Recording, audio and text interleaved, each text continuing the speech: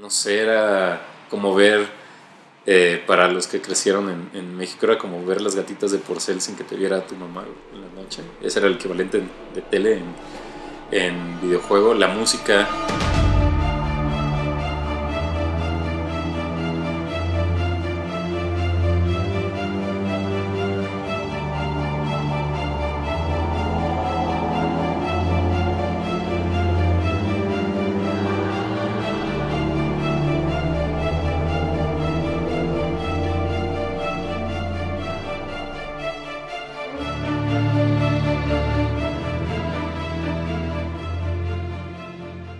O sea, a Doom le podrías poner cualquier tema y funcionaría perfectamente. Incluso jugarlo cuando tú estás haciendo tus propios mapas, pues puedes reemplazarlos por cualquier textura y sigue siendo un buen juego.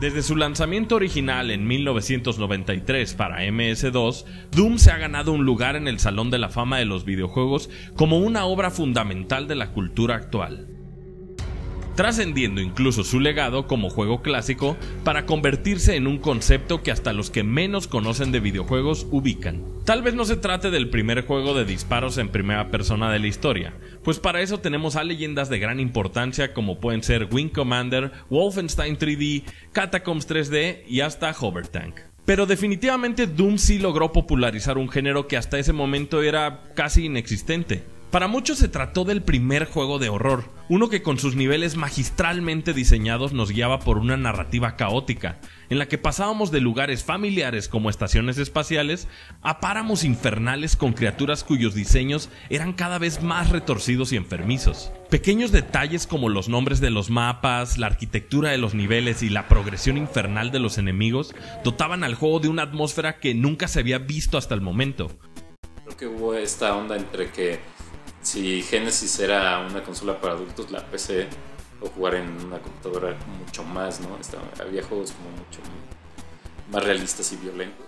Comenzar en lugares como Hangar y Nuclear Plant nos ofrecían una experiencia muy diferente a las de House of Pain y Limbo, con Cacodemons y Cyberdemons amenazando con oleadas cada esquina.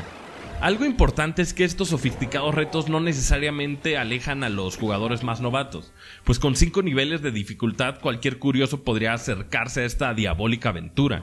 Aunque eso sí, encontrar las llaves de colores para avanzar al siguiente nivel era una entretenida tarea de la que nadie se podía salvar. Fue gracias al trabajo de grandes creativos como John Romero que pudimos disfrutar de niveles tan emblemáticos como el legendario 1-1 de Super Mario Bros. Pertenece también mucho a esa generación de diseñadores, ¿no? Digo, empezó siendo programador, pero evidentemente en Doom ya se volvió más un diseñador de niveles y pertenece a esta generación de John Tobias y todos estos otros metaleros gringos, no sé, diseñadores, ¿no?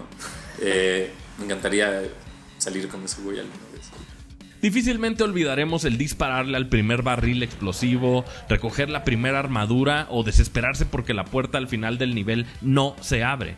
Todo esto lo vivimos nosotros mismos gracias a que el protagonista no tenía nombre propio y que mucho tiempo después bautizaríamos como el Doom Guy. Inspirado en películas viscerales como Aliens e Evil Dead 2, el motor gráfico Doom Engine creado por John Carmack permitía eventos nunca antes vistos. O sea, se ve que él era, pese a que también era una con en cuanto a gustos, técnicamente era, y creo que ha sido siempre, hasta en Rage como lo mencionábamos, como un güey preocupado por el software, por los motores gráficos, por hacer su propio motor gráfico. Plataformas a diferentes alturas, texturas de varios colores y distintos niveles de iluminación.